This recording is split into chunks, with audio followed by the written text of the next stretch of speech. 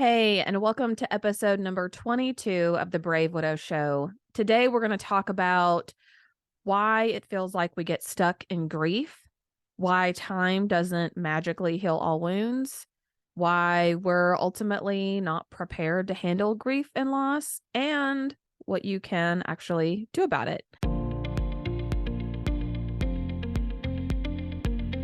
Welcome to the Brave Widow podcast. I'm your host, Emily Jones. We help young widows heal their heart, find hope, and dream again for the future.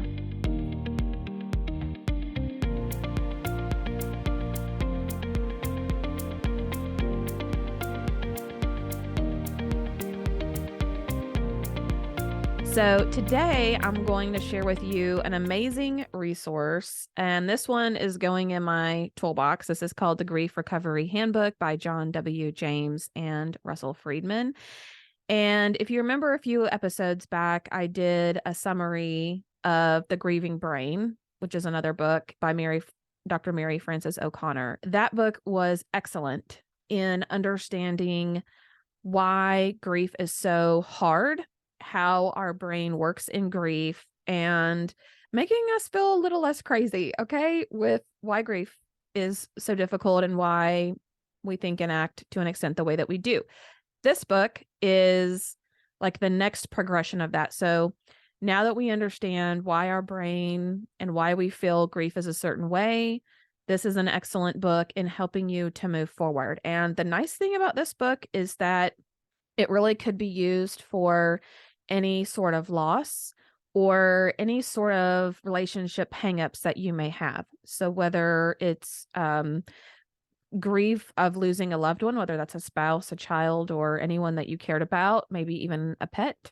It could also be a divorce. It could be an absent parent. It could be someone, for example, I had someone text me the other day and say, do you ever just want to write a letter to someone to gain some closure, but you feel like the outcome's going to be worse than if you didn't write it? And I said, I have just the book for you, and this is it. So this is really an awesome book, and I'm not going to give away all the secrets, okay? So if you want to know what's in the book, you need to go buy it.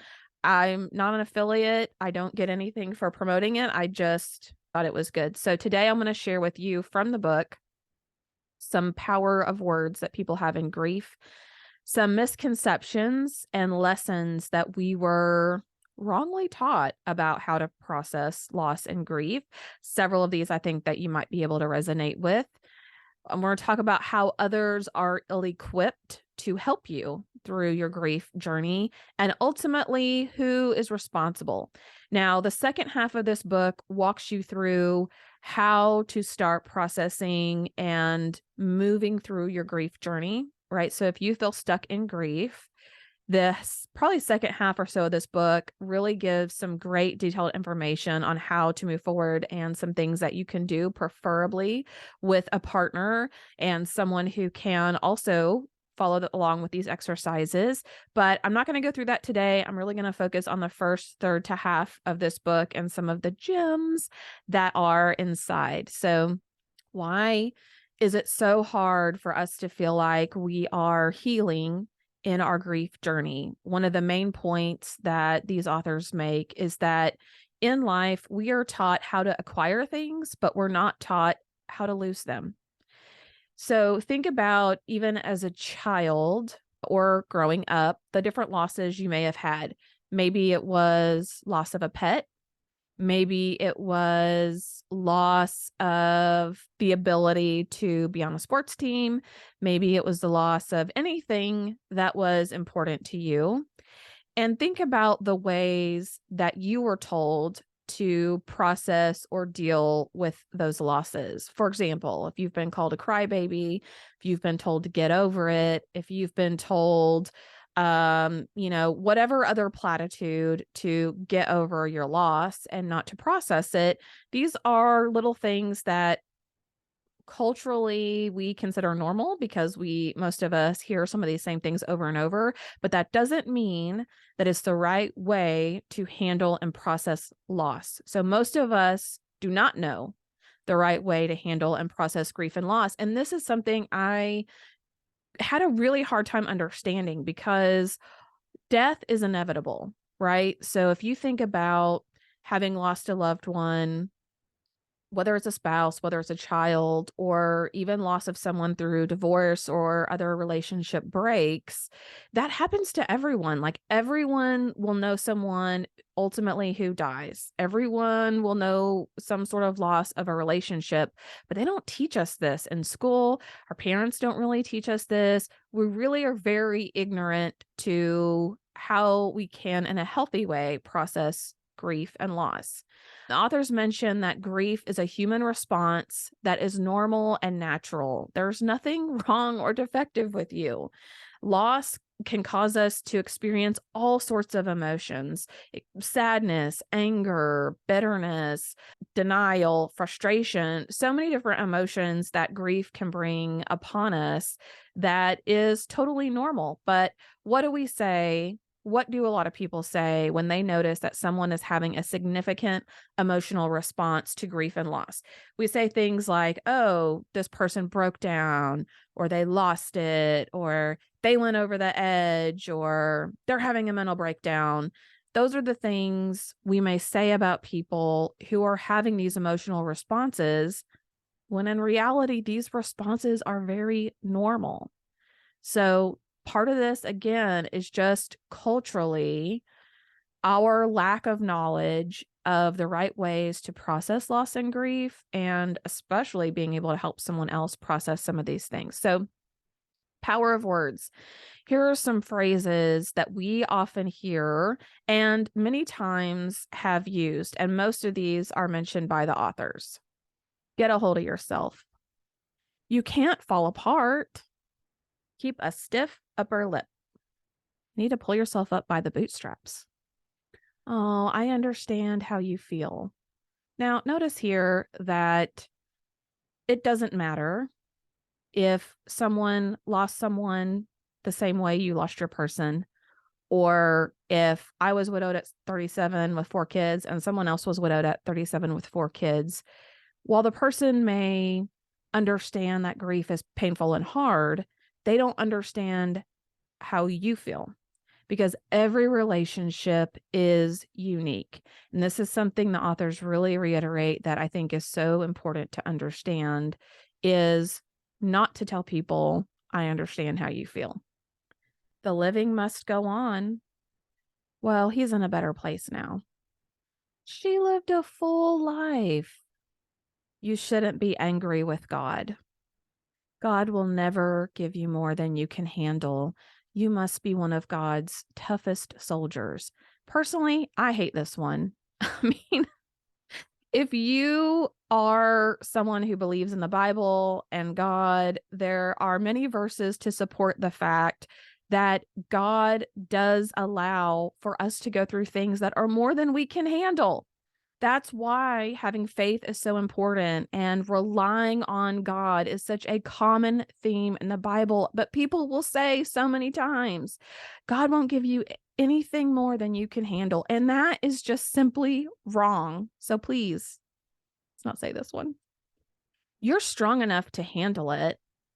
Or one that I heard often is, you have to be strong for your kids. What does that even mean?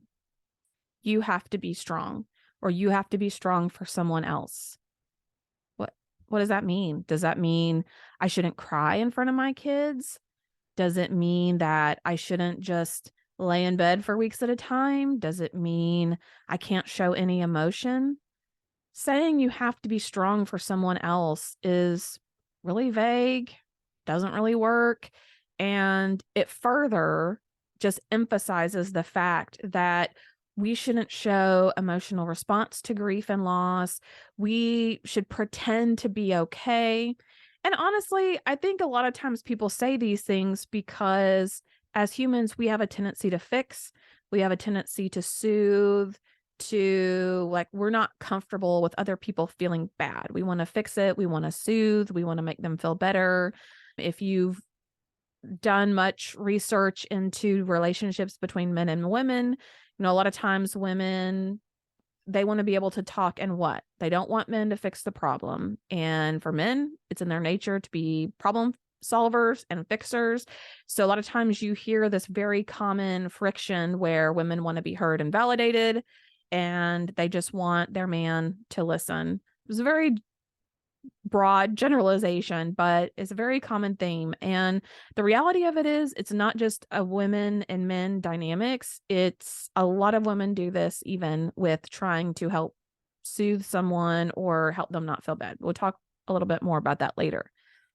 Some other things that we ourselves may say, well, my heart is broken and I just can't ever get over this. And there are times that you feel this way. But what I really liked about what the author said here is they asked a question that said, is your heart always broken?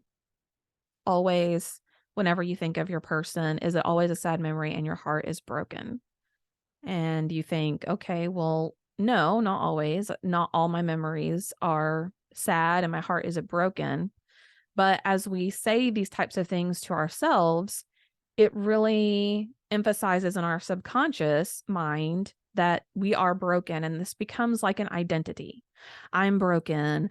I'm suffering from trauma. I'm a survivor. I have PTSD. I have depression. And while some of those things at times may be true, we have to be very careful that this doesn't become our identity and who we are. So I want to read to you one of their suggestions. Instead of saying that you have a permanently broken heart to describe yourself, they recommend instead that we say, sometimes when I'm reminded of the struggles and their death, my heart feels broken. Other times, remembering their wonderful qualities, I feel happy and pleased to share my memories about them. And I think that's really beautiful because there are times when I think about Nathan and I do get sad and I do feel, or especially that first year, felt somewhat incomplete. But now there are so many times where I laugh and I think about good memories and I like to point out things like, oh, he really liked this, or he would have thought this was funny, or, this was his favorite thing. And it fills my heart with warmth. And so they're absolutely right. I'm not in a constant state of grief and brokenness and having a broken heart, but it is something very powerful that we need to think about as part of the phrases of what we tell ourselves or what we tell other people. Another common phrase or thought is that I feel guilty. And when we think about the definition of guilt, guilt implies intent to harm or to do wrong. Well, in most cases, as we think about, well, I feel guilty because of something that happened in my relationship or something that didn't happen that I wish I would have done. But when we think about, well, I feel guilty, really, unless there was intent to harm that person or intent to do damage or to do something wrong, there isn't something that you should feel guilty about. However, there might be things that you wished were better in your relationship, that you wished were different, or that you wished you experienced more of. And as the authors explain this concept, that really resonated with me. As I thought about the past interactions that I had with Nathan, as I thought about the process of him going to the hospital, of me helping the EMS folks get him in a wheelchair, get him outside to the ambulance, as I thought about the last few conversations that we had, there were times that I felt guilty. Like I really wish I would have done this. I wish I would have done that. Why couldn't I have thought about this or handled it differently? But to their point, it's not that I felt guilty because I did anything to harm Nathan or that I wanted him to have a poor outcome. It's more the concept that I wish there were things that happened that were better, that were different, or maybe that had happened more, that I wish I had done more of or that he had done more of. And so this is a really great way to look at things. Again, instead of saying I feel guilty or I'm guilty, that really can become part of our identity and that can hold us back from being able to move through grief. So now let's talk about some of the misconceptions that we have learned about grief and how to process loss. And there are 6 here that are mentioned in the book that I would like to talk through with you. The first 2 misconceptions about grief are don't feel bad. The second one is we'll replace the loss. And one of the examples that they use in the book, which I thought was great, is one of the folks had as a child, as a teenager, had lost a dog. They lost a pet, and they were really sad about having lost the pet. They were grieving that loss and the relationship that they had. And instead of helping that person process the grief and acknowledging that their emotional response was fully normal, what did the parents say? What do you think they said? Oh, don't feel bad. Don't feel bad about losing them. We'll get you another dog this weekend. And my goodness, I thought to myself, how many times have I said that to my kids? I mean, not that particular instance, but say they lost something that meant a lot to them, or they got a new shirt and it got torn or stained. First day they wore it and they're really disappointed and sad that they lost it. What's the first thing we'll say? Oh, we can get you another one. Especially with Amazon. Like, we can just order you another one. We can just get you another one. But the message that we're sending to that person when they experience loss, and of course, is losing an article of clothing or a goldfish or something in our minds that feels small, is that in any way compared to losing a person later in life? Probably not. But at the end of the day, it is a message that we're teaching people about how to incorrectly handle loss and to process grief. I think of another example where this person lived in a very small town. Their daughter was in cheerleading, and that was her life. Like, she did cheerleading practice every day. They did competitions. They did gymnastics. They did all kinds of stuff. Like, her life was cheerleading. And that business that taught the kids how to do cheer ended up shutting down. And I think that person had to move somewhere else. And for most people, what would they tell that child? Oh, don't feel bad. You can find something else. Maybe you can do gymnastics. Maybe you can pick up a new hobby. We're not really comfortable with just letting that person be sad. And so while it's easy for us to compare and to say, well, that child losing their ability to do cheer has nothing to do with me losing my spouse that I was married to for 20 years. At the end of the day, it's one of those small lessons that we learn in life over and over and over again about loss and about being able to grieve and have an emotional response to that loss, which is don't feel bad. We're going to replace it.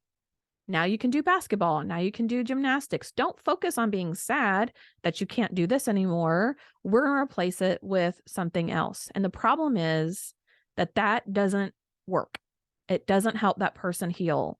And when you do lose a person later in life, you realize that because you do feel bad and there's no way that you can replace that person. I have never lost a child, especially a young child. And it is so hard for me to fathom that when someone knows a person who has lost a child, whether it's miscarriage or another tragedy of a child, that they feel it's appropriate to tell the parent, well, don't worry, you can still have other kids. What is that? It's that person saying, don't feel bad, you can replace the loss. And that grieving parent knows that even if they have 10 more kids, not one of those children will ever replace the child that they lost. But it's these small lessons that we learn throughout life where we feel the right thing is not to tell that person, I'm so sorry. I can't even imagine what you're going through. Instead, it's to tell them not to feel bad because they can have more children. Some great examples. The third misconception that we learn about grief is that we need to grieve alone.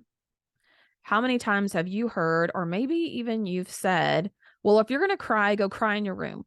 If you're going to be sad, go be sad over there. Like, it makes us uncomfortable to let people be sad or to cry or to process some sort of emotion. And so what we teach them is they need to go isolate themselves and they need to process grief somewhere else.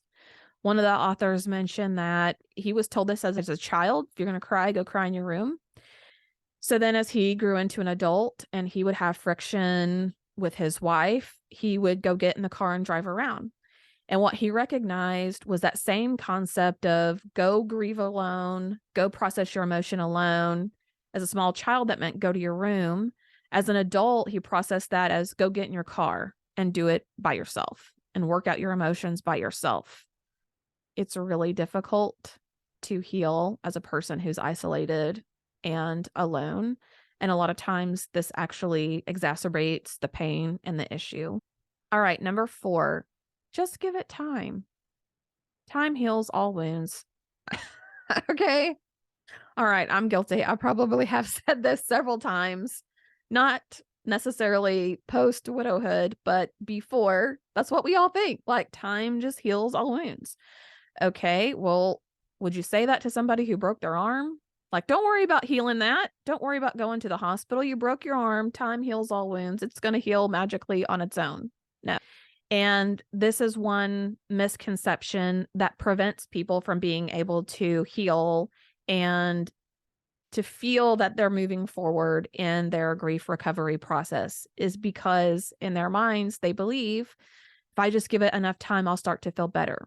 The problem is that you hear from people 5 years down the road, 10 years down the road, that are grieving just as heavily as they did that first year, which I can't imagine the pain and the suffering of that many years of what I went through those first few months and year. Just give it time.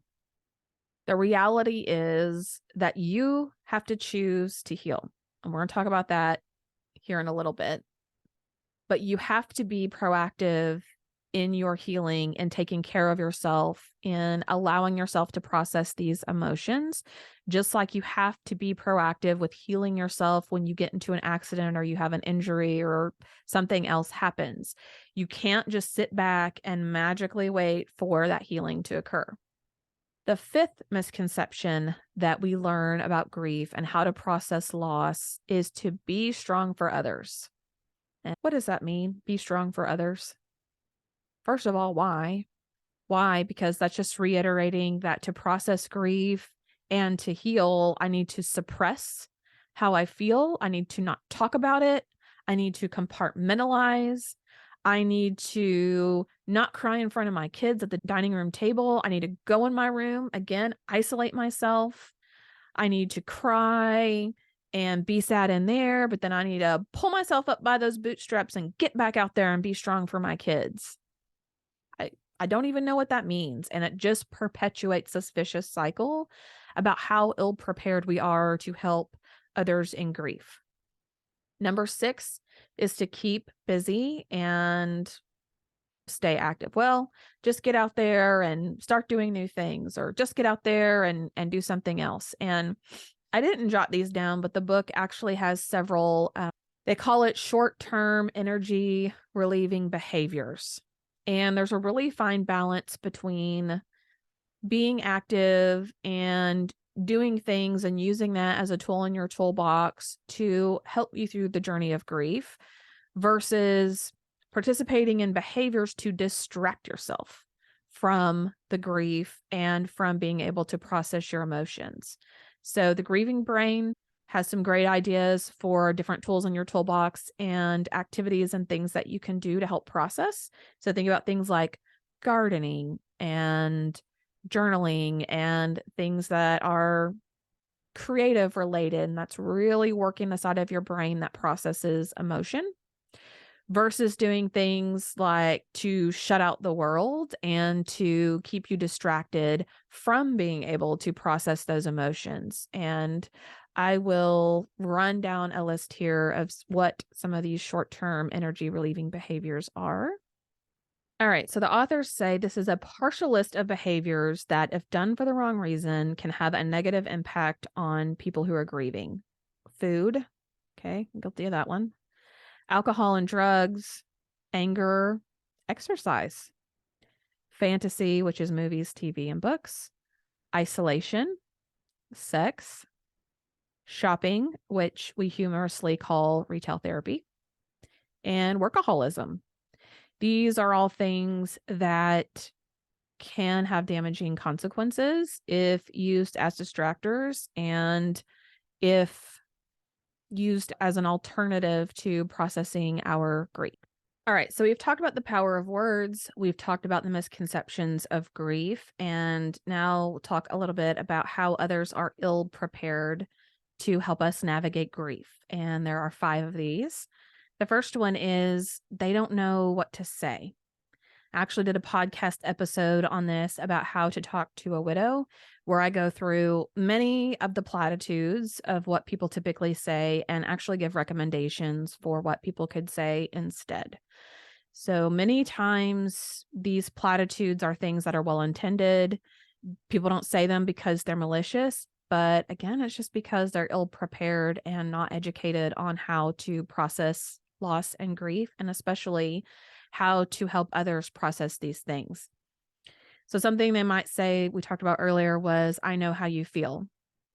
Okay, well, even if you've gone through a very similar experience, everyone's relationships are unique. And the authors reiterate this throughout sections of the book. And I completely agree, because even though I know what it's like to be widowed and I know what it's like to be widowed with young kids, everyone's relationship is different. And of course, I feel like my relationship with Nathan was completely unique.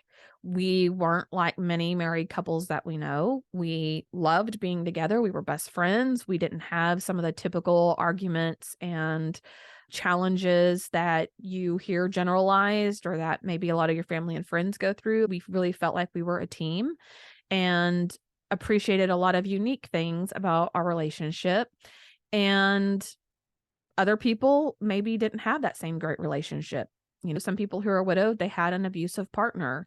They had someone who was addicted and struggled with that. They had someone who went through other unique situations.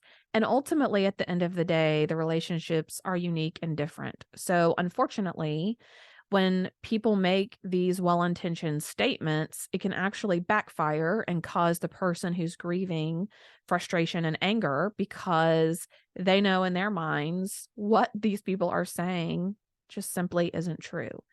And even especially if you haven't been in any similar situation, that will really get someone fired up. Like if you tell a widow, I'm divorced, I know exactly how you feel, I don't want to be standing anywhere near you when you say that, because that will cause a lot of people to have some anger and hostility if you were to say that. So it doesn't mean that anyone's pain is less or greater than anyone else. We don't compare pain. Comparison's a thief of joy, right? Pain is pain at the end of the day. Loss is loss. Grief is grief.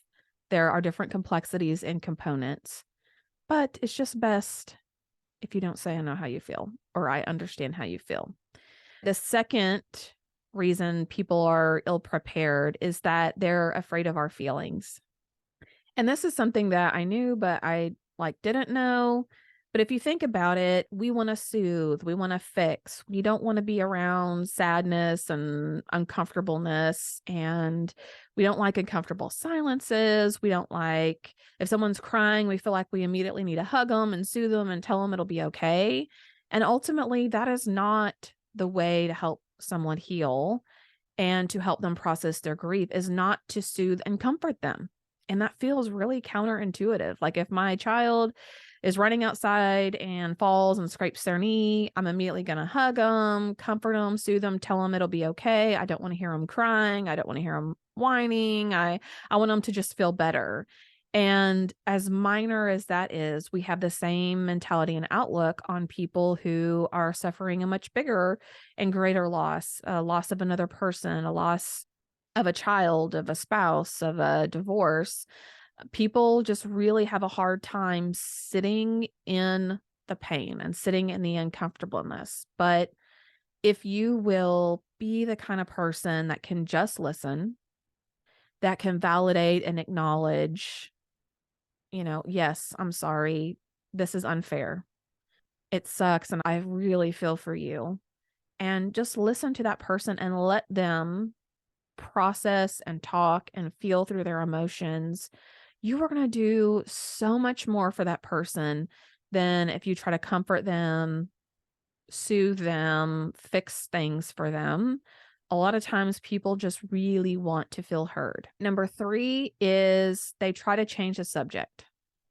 Well, I know it's hard losing a person, but they're in a better place now. Or at least they're no longer in pain. Or life goes on. We can't die with the dead. People just, again, they're uncomfortable. They try to change the subject. They just really underestimate the value of sitting. I sometimes say sitting in the suck with people, like it just sucks. And sitting in the sadness, however you want to say that, it's just sitting in the pain and darkness with someone that would make you just a priceless and valuable friend to someone. Number 4 is they intellectualize. People say things that appeal to our intellect and not necessarily to our emotions and how we're processing things.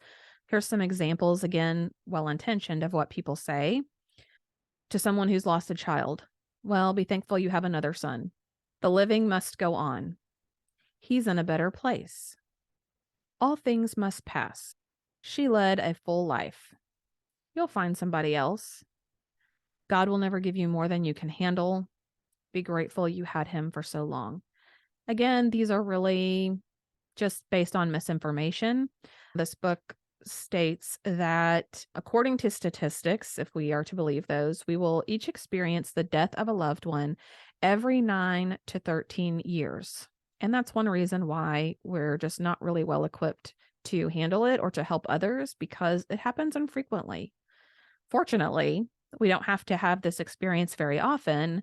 But on the flip side, that means we're not really adept at handling those situations. Number 5, people don't hear us. People want to be heard. They don't want to be fixed. You cannot fix someone's grief. You many times cannot make them feel better. There's really not much that you can say that's going to make the pain go away. You can give them social cues and say things to them that trigger that thought of, don't be sad, be strong. And so someone will compose themselves, but there's really not much that you could say to help someone feel better. On the flip side, the positive is that you don't have to say anything. In fact, it's probably better if you don't. Just listening, just being there, showing up and listening can do a remarkable thing for people who are going through grief. People want to feel heard and validated. They don't want to be fixed. Then number 6, wow, I thought there was 5, and I actually wanted to mention 6. So number 6, people don't want to talk about death. So think about it. We say things like, oh, they've passed away. They've gone to the other side. Daddy's in heaven now. They've expired. We lost our person. We don't like to say they died, they're dead. We come up with other words that sound a little softer, and we just in general don't like talking about death. And the book mentions that, especially for children, this can be really confusing. So if we say things like, oh, dad's in heaven, or dad's asleep, or they've drifted to another place, it can be really confusing for children that are trying to grasp and understand the reality of what has happened. So that can cause a lot of challenges when we're using a lot of metaphors. So lastly, who is ultimately responsible for your healing and your ability to process and go through grief? And I think you may know who I'm going to say, but one of the reasons why this is a difficult concept to be able to say, I'm responsible for my healing, for my journey, for being able to process grief, is because culturally we give a lot of blame, credit, whatever you want to call it, to other people being able to influence how we feel. And this is a concept I actually learned quite a bit about when I would study emotional intelligence, when I would study leadership. when I would study just interpersonal relationships is no one else has the ability to influence how you feel and how you respond to something is controlled by you. So this is hard. It's a hard concept, especially if you're not familiar with it, because what do? We tell our children, oh, you make me so proud. You make me happy. Don't do that. You make me sad. Don't do that. Make your dad mad. We teach children from a very young age that they're responsible for how they make other people feel and vice versa. One of the examples I thought was really great. If we are, let's say, a person was sitting at a stoplight and they weren't really paying attention, the stoplight was red, it turns green, they didn't notice, so they're sitting there for a few minutes, and the person behind them honked. Well, our first reaction is not to say, oh, I wasn't paying attention, I should have paid attention to the lights turned green, it's time to go. Our first initial reaction is typically we feel embarrassed, and we place the blame on that other person. We say, oh, they make me so mad, they honked at me. We don't say, oh, I'm mad at myself because I'm embarrassed, I wasn't paying attention and someone had to honk at me, so I would know to go because the light turned green. We initially say that person made me mad. Or let's say it's raining on a day that you're going to have a picnic. Now, that might not be great, right? Like, you couldn't do anything to control the rain. Maybe the rain really is ruining your picnic, but how you respond and how you decide to let your feelings and emotions linger is ultimately up to you. You can either look at that situation and say, oh, well, this rain just ruined my whole day. My whole day is ruined now because we were supposed to have a picnic and it rained, and I'm definitely not going to sit outside. I'm not going to have fun. Now my day's whole ruined. Or you can look at that situation and say, wow, that really sucked. We're supposed to have this nice picnic. Now it's raining. We can't have a picnic. But what can we do instead? Can we do something outside and embrace the rain? Or can we do something totally different and outside the norm? Maybe now we want to go see a movie. Maybe we want to go to the mall. Maybe we want to have a picnic in the living room and have some nice candlelight. Like, there are a lot of different options of what you could do, but you are in control of how much power you have over that situation and how you process and handle it versus how much you're passive and you let that situation have control over you. Now, how does that relate to grief and how we feel about losing a person? Because that really, really, really is hard and bad and difficult. And of course, that is going to affect how we feel and what emotions bubble up within us that we don't have control over. When I'm thinking about my kids and milestones and things that are coming up in the future, and I feel sad that Nathan's not going to be able to be there and to personally witness those things, I can't help the fact that I initially started feeling sad and bad and depressed about that. But I can control how long I allow myself to linger there. Do I live that every day and I just carry that burden every day? Or do I allow myself to feel that for a moment, for several moments, for a part of my day, and then say, all right, now we've got to go down a different path because I can't live my life feeling like this. So even if, according to the authors, you take a 1% responsibility in how you can process and handle your grief, that is all you need in order to be able to make progress. And I think this is so spot on, because when I first lost Nathan, I told myself, I'm not going to die with him. And I have no idea how I could ever feel like I have a good life again, how I could laugh again, how I could find joy again. But I'm going to hold on to like the tiniest shred and seed of hope, knowing that I don't know how I'm going to get to the other side. I don't know how I'm going to get to a point where I can feel like a normal human, where I can laugh again and I can be excited again. But I'm going to hold on to this hope that some way, somehow it is possible. And I can already notice a great difference in how I handled that situation versus how I could have handled it, which is, poor me. I'm a widow. I have 4 kids. I have to work. I have to take care of all these responsibilities. My life's never going to be the same. I'm never going to be happy again. My life is over. It's just over. It's over. Might as well put me in the ground. It's over. That wasn't the only thing that helped my healing journey. Obviously, lots of things come into play there, but I looked at a small portion of what I could personally do to help me in my grief journey. And that is what the authors also reiterate in how you look at your responsibility to move through grief. So again, that takes us to about almost halfway through the book. And through the book, there are some recommendations and exercises they actually have of how you can work with a partner and even with a small group to work through your healing and your grief journey. I was just really, really pleased with the book and the tools and the recommendations that they have.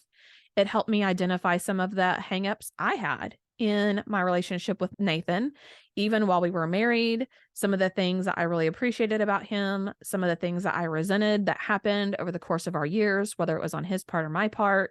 But this really helped to reconcile some of those things that I wished, as they said, were better, different, or more. So pick up this book. I just kind of brushed the surface with some of the things that were in there, and this will be in my toolkit to help other people because it really is a great resource, and I would recommend that you check it out. And again, it can be beyond just a loss of a person. It could be loss for divorce of a friendship, of a family member, of any relationship that you have. It's a really great way to help process some of those things, and they did a really nice job with that.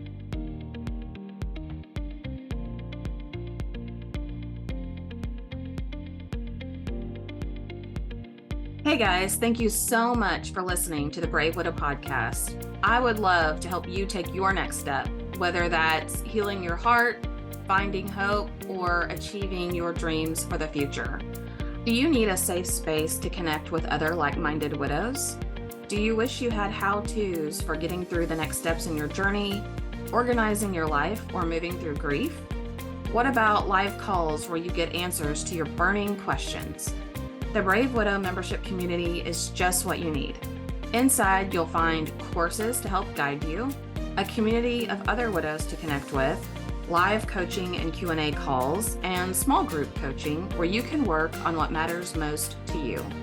Learn how to heal your heart, find hope, reclaim joy, and dream again for the future. It is possible. Head on over to bravewidow.com to learn more.